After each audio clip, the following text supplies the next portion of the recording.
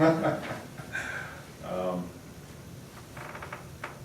don't want to say it's free money, but on the other hand, you know, if we get the other 25%, we can, you know, work with George, you know, Doug Hall, hopefully maybe help Mr. Hayden as a result of it, but it's not the primary focus.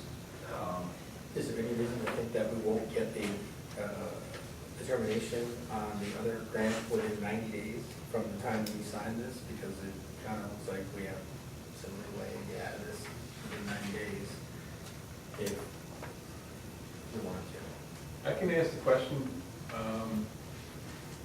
I exchanged an email, sorry if I didn't forward it to you, with Dave Mosier, just saying, you know, before we came into this meeting, you know, what's your gut feel on it? And he replied back,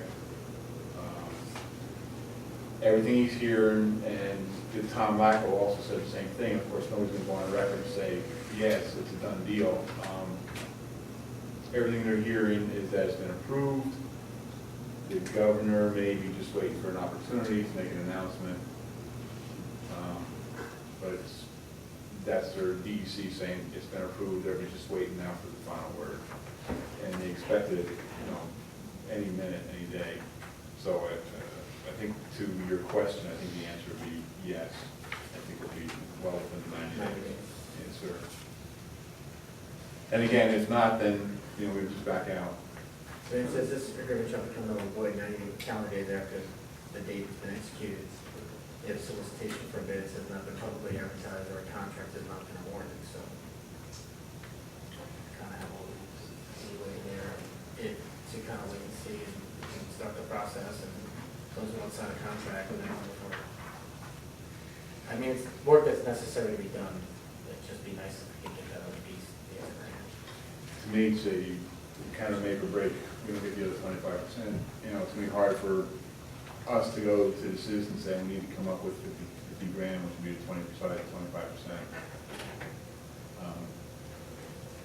So yeah, I agree. But Tom Lacko did say, you know, this could get extended, but you know, it's important to get our name on the list, formally on the list.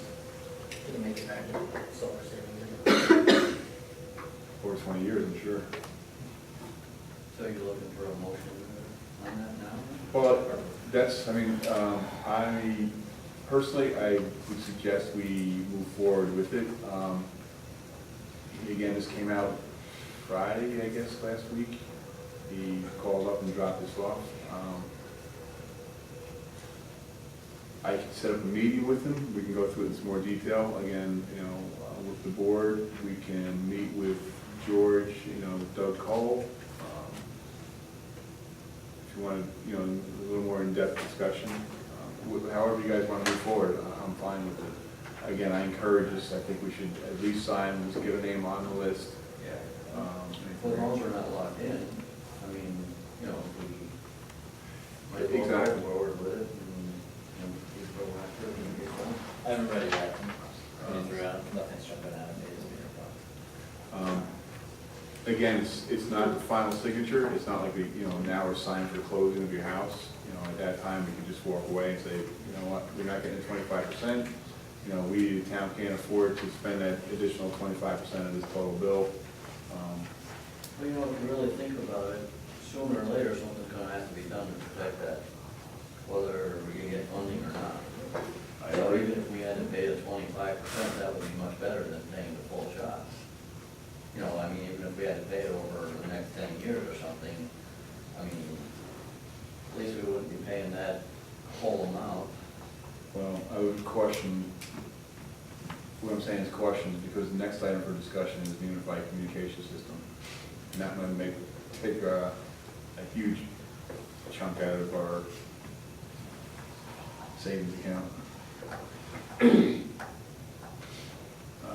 So, Bob, thoughts? I've been expressing What are We want to table maybe to give Peter. What meeting for the Bob Friedman, when is that? Next meeting. Next You can also approve this subject, or authorize Mike to sign it subject to consultation with council.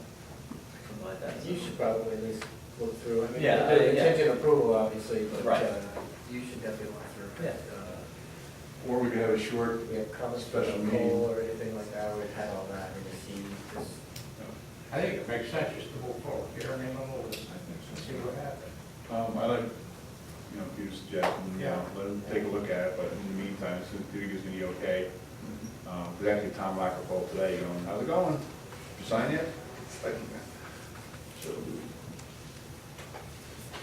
So if everybody's in agreement, then we'll draft a resolution here on the spot, pending Peter's review and approval. Yep. How's the resolution gonna be, Peter? It would be that town board authorize the town supervisor to execute the project agreement with the U.S. Department of Agriculture's Natural Resource Conservation Service for project Princetown EWP 2012, following consultation with the town attorney.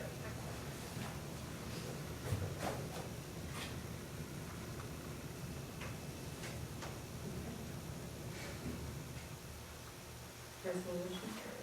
Do we have a motion? I'll make it. I'll second. All in favor? Aye. Aye. Yes. Yes.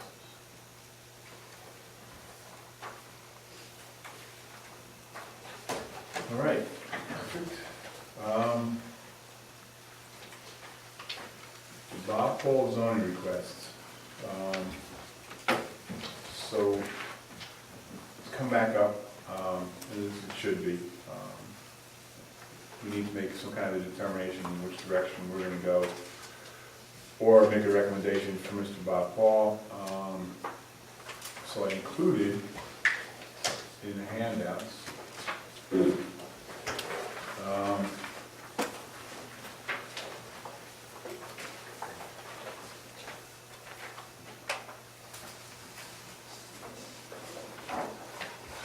I included in the handouts some verbiage from Pat, some verbiage from Vic Benson. So the planning board recommendations. Vic has sent out some zoning special use variance and spot zoning documentation. And I think Peter had a couple of thoughts too.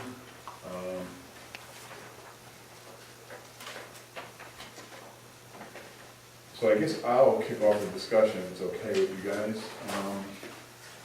So I realize we have to move forward on it in any direction.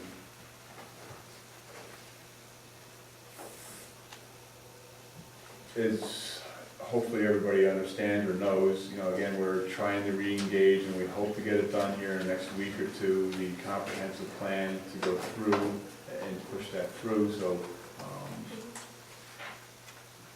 or push a comprehensive plan through for the end of the year. So I think that's a key item. This whole zoning is kind of based off the comprehensive plan. My other concern is I understand, Mr. Paul's got signatures.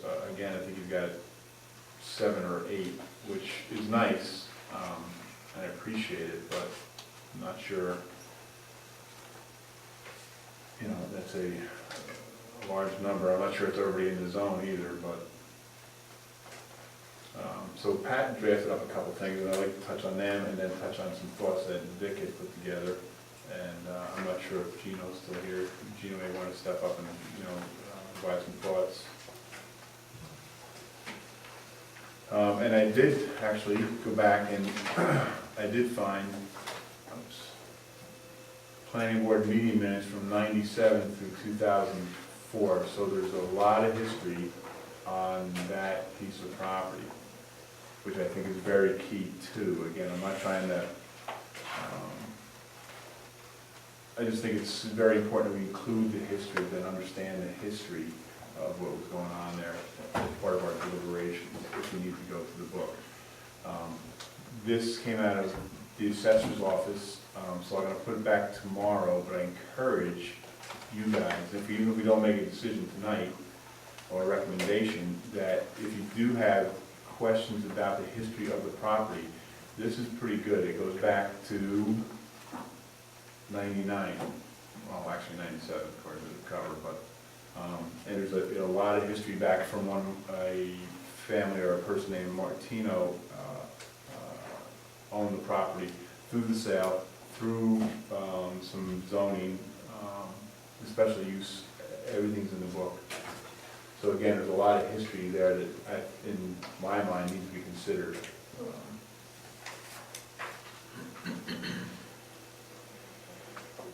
So, this year, Mr. Paul, approached the town board again to change the zoning on his property. And again, he's got some signatures from some other owners in the vicinity. Again, one of the concerns is that the zoning must be in accordance with the town's comprehensive plan.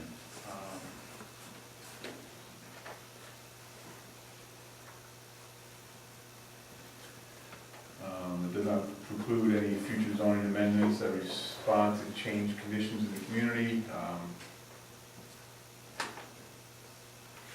Any change should consider the future and general welfare of the community, not necessarily, especially on the zoning change.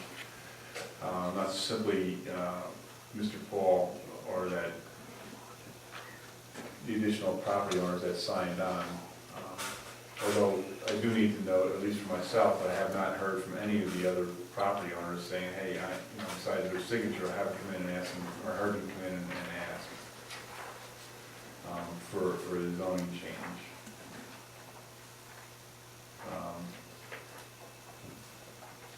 The record must show that the zoning amendment also seeks to accomplish a valid public purpose, and that, we as a board and the planning board, the zoning board, have provided sufficient thought and analysis.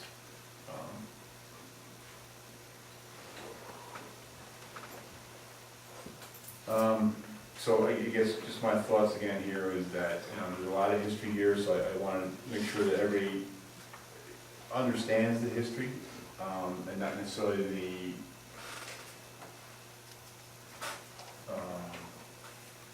what's coming out in the meetings or in some other dialogues. Again, it's a documented history. There's plenty of awareness from what I read of everybody knew exactly what was on that property at the time, and again, through the last 10 or 12 years. When you say on that property, are you referring to what the zoning was and what the allowed uses were? Yes. It goes through from when Martino owned it, all the way up through when we issued the special use permit, when I think at one point it was zoned C1 and agricultural, and that was when he purchased the property.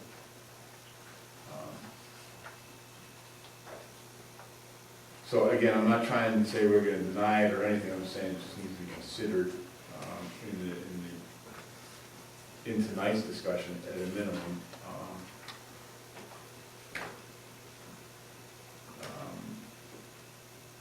I just, again, think that, some statements have been made that, I didn't know, I didn't do this, or, we didn't see that, and I think this is pretty clearly says everybody was very aware of what that property was through the last, 15 years.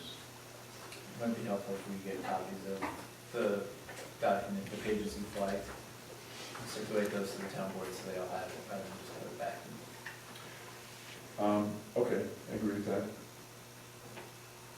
So I guess there's just a couple of my thoughts. I understand his concerns. I agree with his concerns. I think that it's a very legitimate request. Again, I'm just concerned about making a rash decision, not based on some thought. I understand he's got, some signatures, that's great, I appreciate it. Again, I agree in the concept that you should be able to warehouse, but I again urge caution on the rezoning. I think we have an opportunity to make some changes in the comprehensive plan, maybe some changes in the wording. The suggestion was made that maybe instead of warehousing, we can call it storage. So I think there's a few ways we can go by to help Mr. Paul. Just not sure I'd like to jump into, and speaking for myself, I want to jump into a complete rezoning decision. I think with the recommendation to try to go through a use variance, I think maybe that may be a way to go while we explore the comprehensive plan. Dan, I think last month, because Gino and I had met him, and we talked about trying to work out a special use permit, but some kind of an agreement that he could work for a year or so, that we could, in the meantime, while we discuss the possible rezoning of that area. Is there anything you can work out with Mr. Paul as far as something like that, like a 1-year special warehousing? Well, he has that blanket special use permit for the planning board, but we would have to add a few things, he has contractor shop. There wasn't specifically warehousing. We'd have to add 1 or 2 items to allow him to do it on a limited basis or something, I don't know. Well, I'd be cautious about giving him a special use permit that allows him to do a use that's not authorized in the zoning. I mean, you can't bypass the zoning code by issuance of a special use permit, so. And there's probably no way we can get around the warehouse because it's not allowed. And also the comprehensive plan, you've got to make sure that it doesn't go against the current comprehensive plan that's in place now. You can't really allow exceptions from that unless you make an amendment to the comprehensive plan.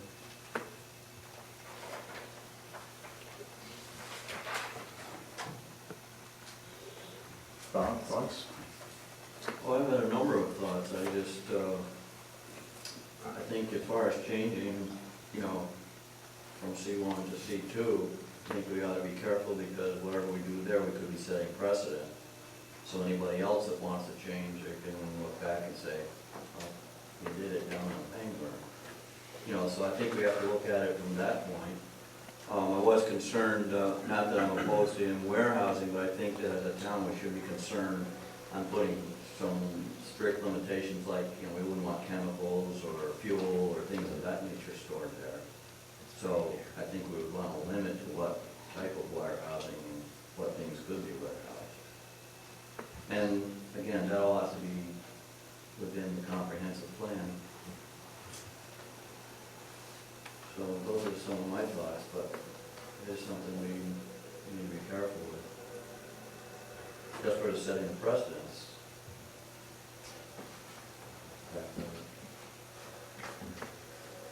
Joe? I agree with Bob on the point of the comprehensive plan. And I would like to read the history, from the planning board. Would you like my copies? But no, I mean, then, because I think we need to proceed here. And that would be, help us to make an informed decision. That's fine. I think we should, do something, within the near future because he has been waiting for some time. I hate to see us just put it on the back burner and just let it go. I think we gotta make, a decision in the near future, one way or the other. Well, yeah, I think that's what, and as we walk down the road here, I'll turn to Pete for a second. Pete was approached by Mr. Paul's attorney today. But we'll table till Pete's in line. Luke? Well, we obviously can't do spot zoning. To me, it just seems like it's kind of what it's gonna end up to. We certainly wanna help them out as much as we can, but we just can't do one piece of property. I don't know how you can rezone the whole road. Isn't that what we would have to do, is rezone the whole road? No? So, my opinion on it is, in terms of and I'll talk about spot zoning for a second, just my opinion. In terms of going for a use variance, I don't think he has a valid case for a use variance. He could always come in front of the board, and if he gets 3 yeses, then potentially he has it, but I don't think he has a case, and I don't believe he thinks he has a case, based on the criteria. So I don't think that's a valid option personally. I do think the board should be looking at rezoning that property to C2, and warehousing, I believe, would be available under a special use, and the planning board would put all the restrictions around that necessary to limit it to boats and cars or whatever it is that he wants to do up there. I've been on the property, I think it's well suited for that. I don't personally see any detriment to the town to allow him to do the type of warehousing that he's talked to myself, Gino, and probably Pat about. That's my opinion. I don't think it's spot zoning, because right across the street, right through the power line to the other side, that's C2. So it's not really like you're taking, a property, putting it on an island. The only thing from what I could see that separates it from C2 is those power lines. So that's my opinion on it. I think you should be moving in that direction.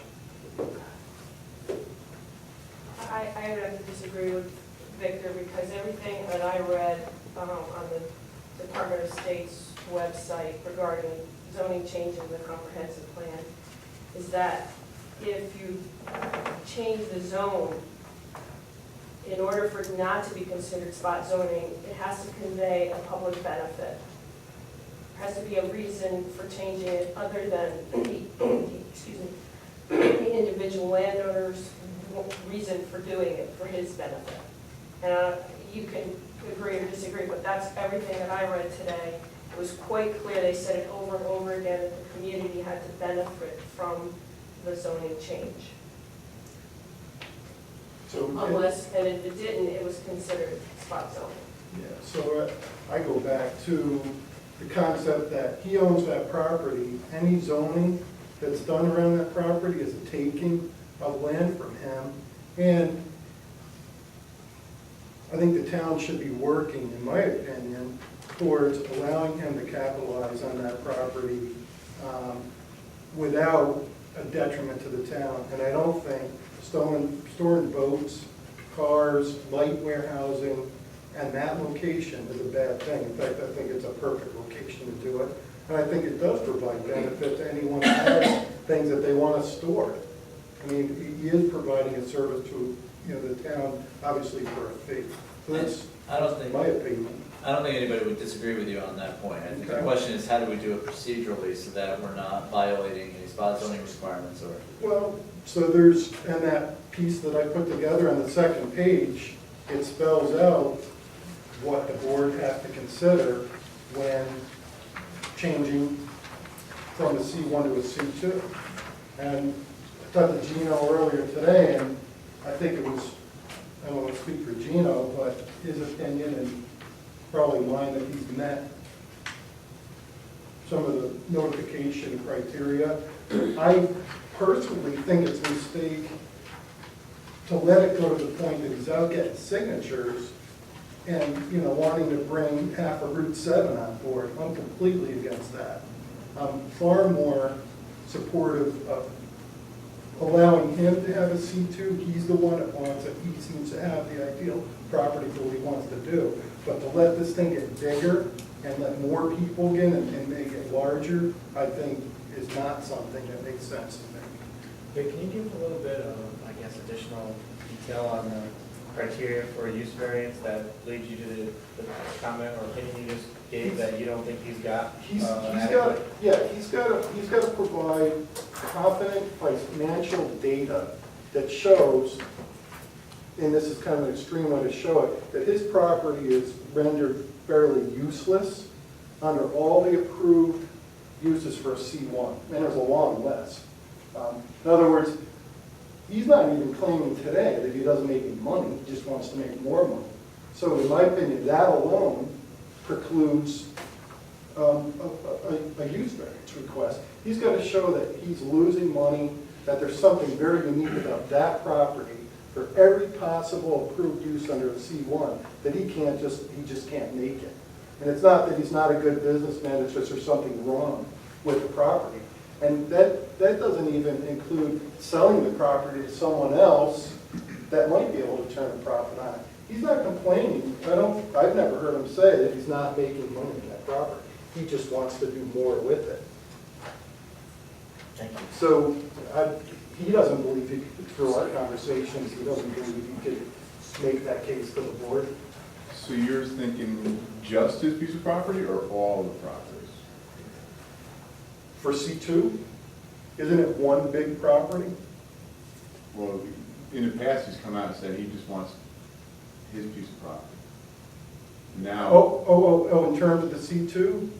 Yeah, I mean, I would not want to see this spread out to Route 7, personally, no. so the rest of the people who signed on here. No, if this thing had moved forward, he wouldn't even be bringing signatures. And he has signatures, but I've never seen in the town meeting, not that I make every single meeting, any of the other people on 7 asking for this, other than the signature. And I haven't seen that, If I'm not mistaken, it's the people on Pangburn that have signed that. well, was it a petition in support of him, or was it a petition for a larger C2 rezoning? I think right now he's asking for all the property owners to go to C2. Yeah. That's, So now we're going back to just zoning him. any conversation I've ever had with him has been specific to his property, not, Our properties. yeah. Well, isn't that fairly recent? Yeah. Well, this is what he's challenging now, not challenging, this is what he's asking for now, is the whole area goes C2. Yeah, I haven't even seen that, I don't even know what it encompasses. I think And, that's kind of out of the scope